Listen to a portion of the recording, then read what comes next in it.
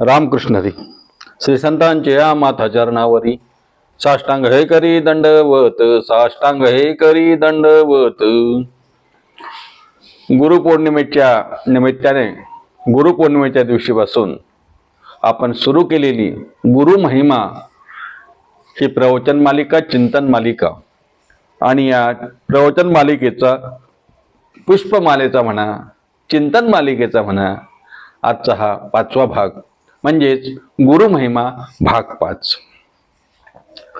मागच्या भागामध्ये चिंतन करत असताना आपण माऊली ज्ञानोबा यांच्या गुरु हा संत कुळीचा राजा, गुरु हा प्राण विसावा माझा, गुरु विन देव तुझ्या पाहता नाही त्रिलोकी या अभंगावर चिंतन करण्याचा प्रयत्न चालू केला.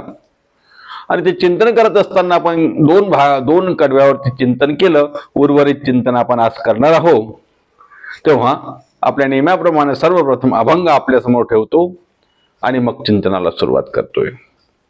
माऊली ज्ञानोबा यांचा असा गोड असा अभंग आहे, गुरुचा महिमा वर्णन करणारा अभंग आहे. गुरु हा संत कोळीचा राजा, गुरु हा प्राण विसावा माझा, गुरु विन देव दुजा पाहता नाही त्रिलोकी, गुरु हा सुखाचा सागरू, गुरु हा प्रेमाचा गुरु, गुरु हा धैर्याचा डोंगरू, कदा काळी डळमळीना, गुरु हा वैराग्याचे मूळ, गुरु हा परब्रह्म केवळ, गुरु सोडवी तात्काळ, गाढलिंग देहाची, गुरु हा साधकाशी साह्य, गुरु हा भक्ता लागी माय, गुरु हा कामधेनु गाय, दुभतसे भक्ता घरी, गुरु घाली ज्ञानांजन, गुरु दाखवी निज धन, गुरु सौभाग्य देऊन, साधू बोलनांदवी, गुरु मुक्तीचे मंडन, गुरु दृष्टाचे दंडन, गुरु पापाचे खंडन, नाना परी वारितसे काया काशी गुरु उपदेशी, काया काशी गुरु उपदेशी, तारक मंत्र दिला आम्हासी, तारक मंत्र दिला आम्हासी, बाप रखमा देवीवर राशी, ध्यान मानसी लागले, गुरु हा संत कोळीचा राजा. असा हा 7 चरणाचा असा मोठा असा अभंग आहे महाराज. या अभंगातल्या 2 कडव्यावरती म्हणजे 2 चरणावरती आपण चिंतन केलं. संबंध अभंग जर आपण बघितला तर आपल्या असं लक्षात येईल गुरु काय आहे ते माऊलींनी सांगितलं. त्यातलं मला 2 चरणाचा आपण ज्यावेळेस अर्थ केला, चिंतन केलं, तेव्हा आपल्याला माहित आहे गुरु हा संत कुळीचा राजा 1, गुरु हा प्राण विसावा माझा 2, गुरुविन देव तुझ्या पाहता नाही त्रिलोकी 3 म्हणजे गुरुदेव. असे 3 झाले. दुसऱ्या चरणामध्ये गुरु हा सुखाचा सागरू, गुरु हा प्रेमाचा गुरु, गुरु धैर्याचा डोंगरू, कदा काही डळमळीना. 6 गोष्टी गुरु. गुरु काय आहे 2 चरणामध्ये आपण बघितलं. पुढे पण आणखी जसं आपण पुढे जाऊ तसं आपल्या लक्षात येईल. 3ऱ्या चरणामध्ये 3ऱ्या कडव्यामध्ये आपण ज्या वेळेला प्रवेश करतो तेव्हा माऊली ज्ञानोबा असं म्हणतात, गुरु हा वैराग्याचे मूळ, गुरु हा वैराग्याचे मूळ. गुरु संबंधानं बोलताना माऊली ज्ञानोबा यांनी म्हटलं प्राण विसावा आहे, संत कोळीचा राजा आहे, सुखाचा सागर आहे, प्रेमाचा आगर आहे, देवाचा देव आहे, हे सर्व आहे. आणि आता माऊली म्हणतात 3ऱ्या चरणामध्ये गुरु हा वैराग्याचे मूळ, गुरु हा वैराग्याचे मूळ, गुरु परब्रह्म केवळ, गुरु सोडवी तात्काळ, गाठ लिंग देहाची, गुरु हा संत कोळीचा राजा. तेव्हा तिसऱ्या चरणाचा अर्थ आपल्याला आता थोडं बघायचं आहे. तेव्हा माऊली ज्ञानोबराय म्हणतात गुरु हा वैराग्याचे मूळ. गुरु हे वैराग्याचे मूळ आहेत महाराज. वैराग्य म्हणजे काय हो? वैराग्य बोलण्याची गोष्ट आहे?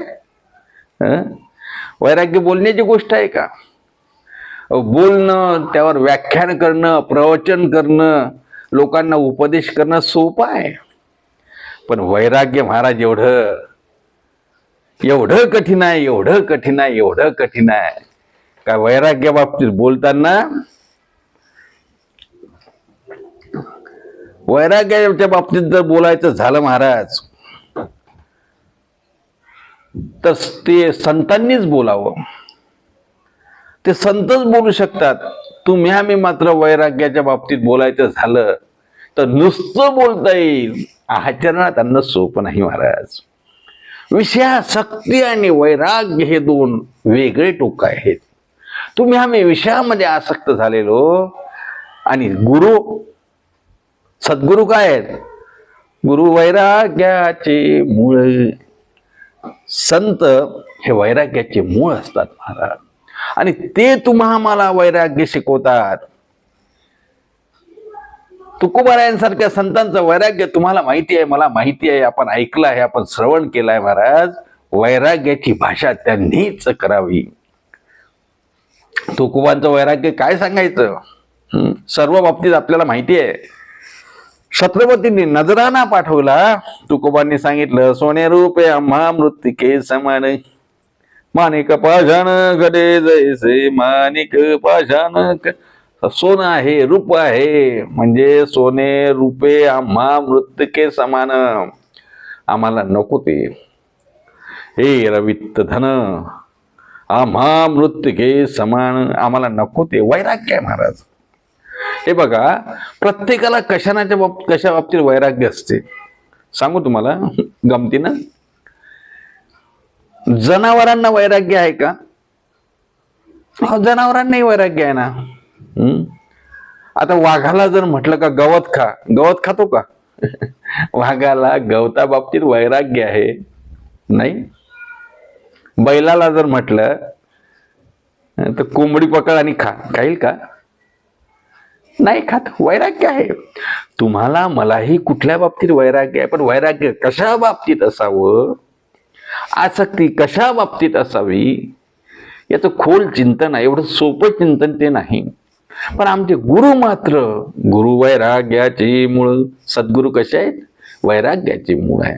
तुकोबारायांचा प्रसंग आपण बघितला. छत्रपतींनी नजराना पाठवला. बरं, काही लोकांना पैसा, धन, सोनं, नाणं यावर प्रेम नसते, पण काही लोकांना कशाचं प्रेम असते? काहींनी हेरलं ते, आणि तुकोबारायांकडे भंडारा डोंगरावर एका सुंदर स्त्रीला पाठवलं. कशासाठी? ठीक आहे, याला पैशाची लालच नसेल, पण बाईची लालच असेल, म्हणून तिथे पाठवलं महाराज. पाठवलं किंवा ती गेली, काय असेल ते. तुकोबांनी काय केलं? वैराग्यवान तुकोबारांनी काय सांगितलं? जाई वो तू माते न करी सायास, आम्ही विष्णू दास तैसे नोही. आई जा इथून जा. तरीही त्यावेळेस ती बाई जायला तयार नाही, ती महिला जायला तयार नाही. मग तुकोबारांनी कोणता शब्द वापरला? तुकोबाराय म्हणतात, तुला काय तरी काय नर थोडे झाले, तरी काय नर थोडे झाले. तुकाराम महाराज म्हणतात, तुला जर भ्रतारच पाहिजे, तुला जर नवरेच पाहिजे, तर जा बाहेर, कमी नवरे आहेत का? आमच्याकडे येऊ नको. कारण पराव्या नारी माऊली समान, किंवा पराव्या नारी रुक्मिणी समान. हे वैराग्याचं लक्षण संत आणि संतांच्याच जवळ आहे, म्हणजे सद्गुरूंच्याच जवळ आहे. म्हणून माऊली ज्ञानोबराय समर्पक शब्दाने सांगतात की नाही, मूळच वैराग्याचं गुरु आहेत. गुरु वैराग्याचे मूळ, गुरु वैराग्याचे मूळ. वैराग्याचं मूळ गुरु आहे महाराज. काय सांगावं? विषयासक्ती कमी करून वैराग्य कसं वाढवावं हे संत वाङ्मयातून कळते, संतांच्या संगतीनं कळते. मनुष्य बुद्धिमान असू शकतो, पण वैराग्यवान असेल असं आहे का? मनुष्य ज्ञानी असू शकतो, तो प्रवचनकार, कीर्तनकार असू शकतो, उपदेशकार असू शकतो, व्याख्याता असू शकतो, वैराग्यावर बोलू शकतो, पण वैराग्यवान असेल का सांगता येत नाही हो. पण संत महात्मे साधू गुरु मात्र, गुरु हे वैराग्याचे मूळ. माऊली ज्ञानोबा म्हणतात ते वैराग्याचे मूळ आहे महाराज. आणि पुढे जाऊन माऊली असं म्हणतात ते वैराग्याचे मूळ तर आहेच, ते परब्रह्म सुद्धा आहे. माऊली काय म्हणतात, गुरु हा परब्रह्म केवळ, गुरु हा वैराग्याचे मूळ, गुरु हा परब्रह्म केवळ. माझे सद्गुरू, माझे संत, माझे साधू, माझे सज्जन साधू काय आहेत महाराज? परब्रह्म सकळ. परब्रह्म आहेतच ना ते. कोण म्हणतो ते परब्रह्म नाही? हो, तुकोबाराय एका अभंगामध्ये म्हणतात संत कोण आहेत? संत गुरु सद्गुरु तुका म्हणे सांगू किती, तोची भगवंताची मूर्ती, तोची भगवंताची मूर्ती, तोची भगवंताची मूर्ती. तुका म्हणे सांगू किती. काय सांगू महाराज? सद्गुरु हे भगवंताची मूर्तीच आहे, म्हणजेच ब्रह्म आहेत.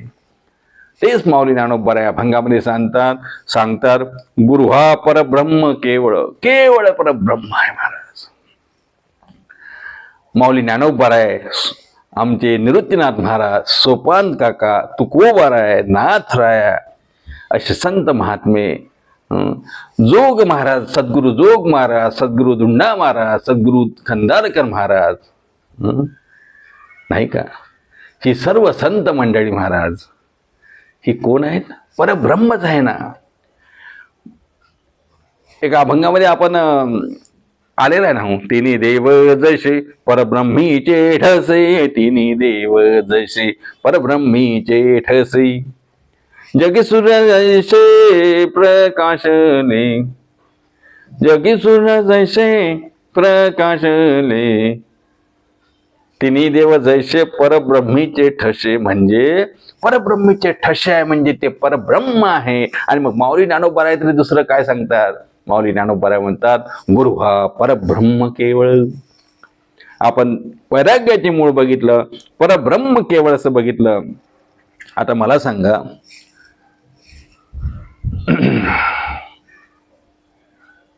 काय गंमत अशी आहे, जे परब्रह्म ज्याला आपण म्हणतो, देवाला परब्रह्म म्हणतो, ईश्वराला परब्रह्म म्हणतो, पण तो परब्रह्म असलेला देव सुद्धा गुरुची पूजा करतो. म्हणून बघा, रामरायांचे गुरु कोण? नाही का, वशिष्ठ विश्वामित्र. आपल्या भगवान श्रीकृष्णाचे गुरु, प्रत्येकाने सद्गुरू केले की नाही? सांदीपान ऋषी कोणाचे गुरु? म्हणजे भगवंतालाही गुरु आहे. म्हणजे परब्रह्माला जर गुरु आहे तर मग गुरु परब्रह्म नाही तर काय? म्हणून माऊली ज्ञानोबा म्हणतात गुरु परब्रह्म केवळ. पूर्ण ब्रह्म, एक ओवी सांगतो बघा, पूर्ण ब्रह्म श्रीकृष्णनाथ, तोही मनवी गुरु भक्त, दुर्वास ऋषीची सेवा करीत नित्ययुक्ती लागी. महाराज काय सांगावं, दुर्वास ऋषीची सेवा भगवान श्रीकृष्ण करतो, सांदीपान ऋषीची सेवा भगवान श्रीकृष्ण करतो. म्हणजे गुरु परब्रह्म आहे, याला दुजोरा मिळतो की नाही? माऊली ज्ञानोबा म्हणतात गुरु हा वैराग्याचे मूळ, गुरु परब्रह्म केवळ. आणि मग गुरु सोडवितात काळ गाठ लिंग देहाची, गुरु सोडवितात काळ गाठ लिंग देहाची. सद्गुरु हे लिंग देहाची आपली गाठ सोडवतात. गाठ म्हणजे काय हो? गाठ म्हणजे बंधन. आत्मा आणि अनात्मा या वादामध्ये गुरफटलेला जीव, देह म्हणजेच आत्मा आहे असं समजून बसलेला जीव, या बंधनात अडकलेला जीव, आणि तो अडकला, त्याची जी गाठ बांधलेली आहे ना, ती लिंग देहाची गाठ सोडवण्याचं काम श्री गुरु करतात. म्हणून माऊली ज्ञानोबा म्हणतात गुरु सोडवितात काळ गाठ लिंग देहाची. लिंग देहाची गाठ सोडवल्या गेली पाहिजे. म्हणजे मी हा देह आहे ही जी भावना आहे ना, ही भावना कधीतरी गेली पाहिजे महाराज. आपण कोण आहे कळलं पाहिजे. माऊली ज्ञानोबा म्हणतात ना, मी कोण आहे करावा विचार, मी कोण आहे करावा विचार, मने ज्ञान जोर निवृत्तीचा, मने ज्ञान देव निवृत्तीचा, मने ज्ञान देव निवृत्ती. मी कोण आहे करावा विचार. मी ह्या देहाला मी समजतो, मी या देहाला सुधीर समजतो, मी या देहाला अमुक समजतो. मी आणि माझा देह या गाठीत अडकलेला, म्हणजे लिंग देहाच्या गाठीत अडकलेला किंवा देहालाच आत्मा समजणारा असा जीव, आणि त्या गुंत्यात अडकल्यामुळं श्री गुरुच आपल्याला या गुंत्यातून सोडवू शकतात, या गाठीतून सोडवू शकतात. म्हणून माऊली ज्ञानोबा म्हणतात, हे कोण सोडवेल? एक आहे सोडवणारा. कोण? श्री गुरु. कारण गुरु सोडवी तात्काळ गाठ लिंग देहाची. तात्काळ सोडवल महाराज, तात्काळ. प्रमाण सांगू? आपणा सारिखे करीती तात्काळ. सद्गुरु आपणा सारिखे करतात महाराज. आपणा सारिखे करीती तात्काळ, नाही काळ वेळ त्या लागे. सद्गुरु वाचून कोणी सोडवूच शकत नाही या लिंग देहाच्या गाठीतून. म्हणून या गाठीतून जर सुटायचं असेल, या बंधनातून सुटायचं असेल, तर बंधनापासून उकरल्या गाठी, बंधनापासून उकरल्या गाठी, झाली विधी सावकाशी. केव्हा शक्य आहे? जेव्हा गुरुला शरण गेलं, गुरुच हे करू शकतात. म्हणून माऊली ज्ञानोबा या कडव्यातून आपल्याला मोठा उपदेश करतात की बाबा रे, गुरुवैराग्याचे मूळ, गुरुवैराग्याचे मूळ, गुरु परब्रह्म केवळ, गुरु सोडवी तात्काळ गाठ लिंग देहाची, गुरु हा संत कोळीचा राजा. अशा प्रकारे या चरणाचा अभंग आपल्याला अर्थ लावता येईल. पुढच्या चरणामध्ये ज्या वेळेला माऊली आपल्याला काही उपदेश करतात, सांगतात, आपल्या समोर काहीतरी सिद्धांत ठेवतात, तेव्हा पुढच्या चरणामध्ये त्याहीपेक्षा गोड वर्णन आलं महाराज. महाराज म्हणतात, गुरु हा साधकाशी साह्य, गुरु हा साधकाशी साह्य, गुरु हा भक्ता लागी माय, गुरु हा भक्ता लागी माय, गुरु हा काम धेनु गाय, गुरु हा काम धेनु गाय. भक्ता घरी दुबतसे, भक्ता घरी दुबतसे, गुरु हा संत कोळीचा राजा, गुरु हा संत कोळीचा राजा. महाराज असं म्हणतात, गुरु साधकाशी साह्य. श्री गुरु सद्गुरु हे साधकाला साह्य करतात. करतात की नाही? करतात ना. हो, आपण त्या दिवशी पण बघितलं ना, पण ते हाती धरली पाठी तैसे, तैसे संत जगी क्रिया करून धावित अंगी. गुरु आपलं बोट धरून आपल्याला शिकवतात महाराज की परमार्थ मार्गाला कसं लागायचं. सहाय्य करतात, साधकांना सहाय्य करणारे सद्गुरू असतात. म्हणून भक्ती मार्गाला लागलेला जीव हा देवाकडे जाण्याच्या इच्छेने ज्यावेळेला धडपडतो, तो आडरानाने जाऊ नये, तो सरळ सुगम सुलभ मार्गाने जावा, सोप्या मार्गाने जावा. मग सहाय्य कोण करते? आपण मागे पण बघितलं, सागरातून तरुण जाण्याकरता जसा नावेच्या माध्यमातून जाताना नावाडी सहाय्य करतो, तसं आपल्याला भवसागरकडून तारण्यासाठी कोण सहाय्य करत असेल तर ते सद्गुरू करतात. म्हणून माऊली ज्ञानोबा असं म्हणतात, साधकाशी सहाय्य, गुरुवा साधकाशी सहाय्य. आता मला सांगा, साधकाशी सहाय्य करतात म्हणजे काय करतात? तू गुरुच्या सहवासात आलं, गुरुच्या संगतीत आलं की आपल्याला सहाय्य करून, एक सांगू का तुम्हाला, त्याच्याशिवाय तरणोपायच नाही. त्याच्याशिवाय आपण हा मार्ग क्रमणच करू शकत नाही, मार्गोत्क्रमण करणंच शक्य नाही. कोणाशिवाय? साधूशिवाय. हरिपाठामध्ये आलाय ना, हो, साधूचे संगती तरणोपाय, साधूचे संगती तरणोपाय. का हो?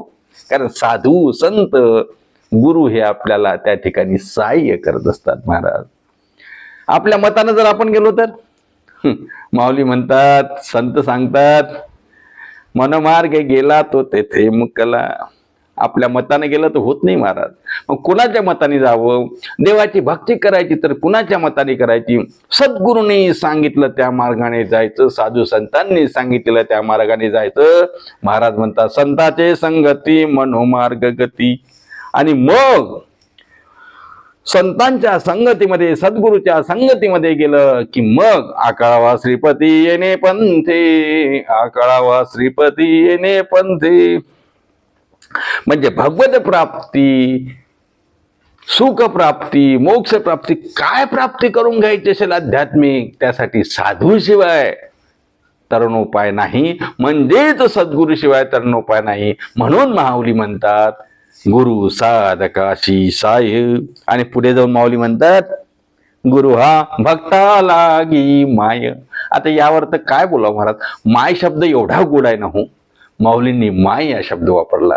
पूर्वीच्या काळी माय म्हणायचे, माय, नंतर आई आलं, आता ते मम्मी वगैरे काय आलं असेल ते. असं काही म्हणजे शब्द बदलल्यामुळे प्रेम कमी होते अशातला भाग नाही, पण माय या शब्दामध्ये एक गोडवा होता नाही का. माय या शब्दामध्ये खूप गोडवा होता आणि माऊलीने तोच शब्द इथं वापरला. माऊलीच म्हणतात, गुरु हा भक्ता लागी माय. भक्तांची माय आहेत गुरु महाराज, भक्तांची माय आहे. खरं सांगू तुम्हाला, सद्गुरू संत हे भक्तांचे मायबापच असतात. अनेक ठिकाणी वर्णन आलं की नाही, तुम्ही संत माय बाप कृपावंत, तुम्ही संत माय बाप कृपावंत, कायमी पतित कीर्तिवानू, कायमी पतित कीर्तिवानू. संतांना माय बरेच ठिकाणी म्हटले गेलं आहे नाही का. संत हे माय आहे, सद्गुरू हे माय आहे. अनेक ठिकाणाच्या वर्णनावरून आपल्या लक्षात येईल, ज्ञानाबाई माझी अनाथाची माय, ज्ञानाबाई माझी अनाथाची माय, एका जनार्दनी पाय वंदितसे, एका जनार्दनी पाय वंदितसे. मी का सांगतोय, माऊली ज्ञानोबरायांनी भक्ता लागी माय म्हटलो गुरूंना, आणि मग गुरूंना जर भक्ता लागी माय म्हटलं तर अनेक संतांनी ते म्हटलं. यात नवल काय महाराज. ज्ञानाबाई माझी अनाथाची माय. आणखी एका अभंगामध्ये मला वाटते आंधळ्या पांगळ्या अभंगामध्ये किंवा वासुदेवामध्ये आलाय, हो, तुम्ही संत माय बाप एवढा उपकार करा, नामज ते धवरी. तुम्ही संत माय बाप म्हणजे साधू संत यांना त्या ठिकाणी माय म्हटलं. महाराज तर म्हणतात, माऊली तर म्हणतात, भक्ता लागी माय, गुरु हा भक्ता लागी माय. गुरु भक्तासाठी माय आहे महाराज. आणि म्हणून गुरु हा भक्ता लागी माय असं सांगत असताना संत साधू गुरु हे आपल्यासाठी माय आहेत. आणि मायेसारखा, मायसारखा, आईसारखं प्रेम करतात, करी लाभाविन प्रीती, ऐशी कळवळ्याची जाती, करी लाभाविन प्रीती, ऐशी कळवळ्याची जाती. महाराज, आईचं प्रेम असं असते. आईनं कधी हिशोब काढला का हो? काही कृतज्ञ असतात बघा. असंच आईनं मुलाला म्हटलं, का रे एवढं 9 महिने तुला पोटात वागवलं आणि तू काय विसरला, तू असा वागायला लागला. मुलगा म्हणतो, बोल 9 महिन्यात किती भाडं झालं, लगेच देतो. होते का हो असं? मग आईच्या पोटामध्ये बाळ राहिलं ते काय, ते भाड्यानं द्यायचं ठिकाण आहे महाराज. म्हणे बोल किती झालं भाडं. अरे म्हणे मी लहानपणी तुला खाऊ घातलं, पिऊ घातलं, दूध पाल, बोल तुझ्या दुधाचे पैसे किती. असं होते का? होत नाही महाराज, कारण ते माय आहे, माऊली आहे. तसं इथे सद्गुरू हे तुमची माय आहे. माऊली ज्ञानोबराय म्हणतात, गुरु हा भक्ता लागी माय. आणि मग गुरु हा काम देनू गाय. भक्ता घरी दुभतसे. त्याही पुढे जाऊन महाराज म्हणतात, गुरु हे कामधेनू नावाची गाय आहे आणि ते फक्त आणि फक्त भक्तांच्या घरीच दूध देते. भक्ता घरी दुभतसे. गुरु कामधेनू माय आहे महाराज, कामधेनू माय आहे. कामधेनू माय म्हणजे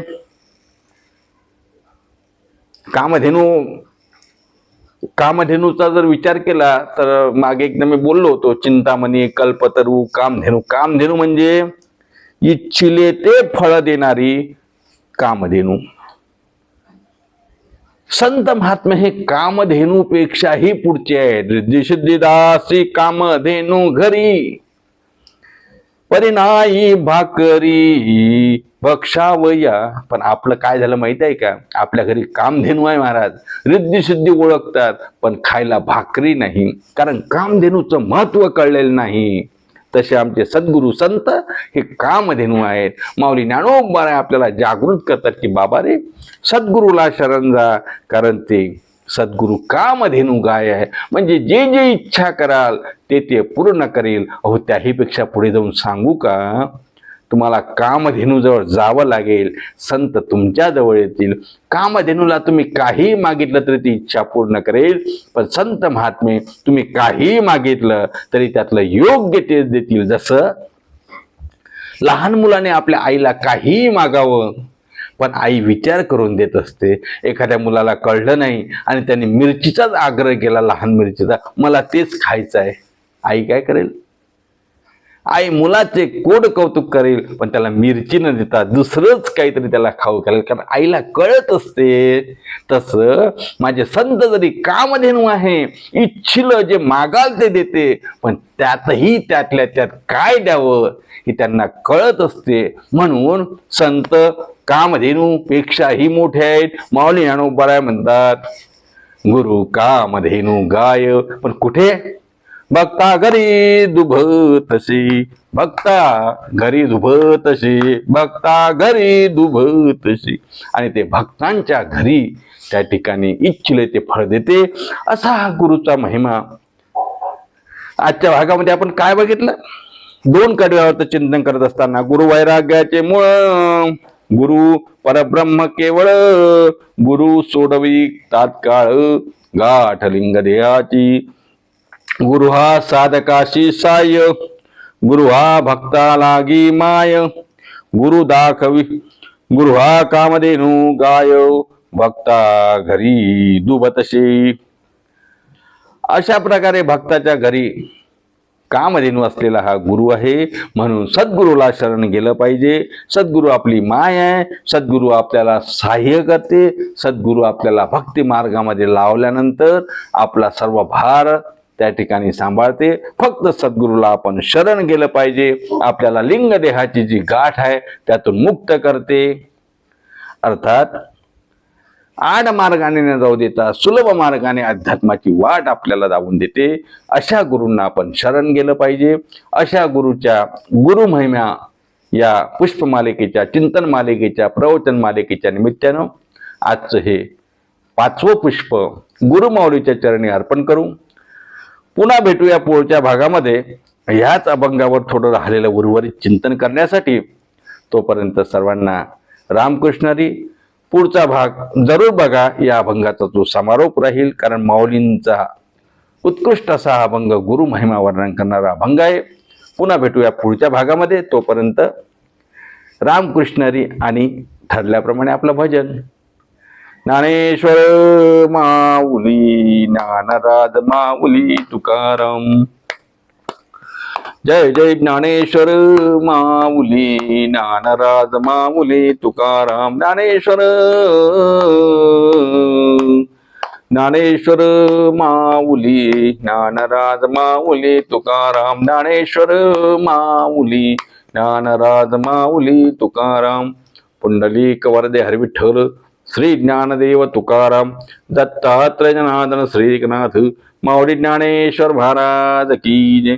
जगद्गुरु श्री संत तुकाराम महाराज की जय. शांती ब्रह्म श्री संत एकनाथ महाराज की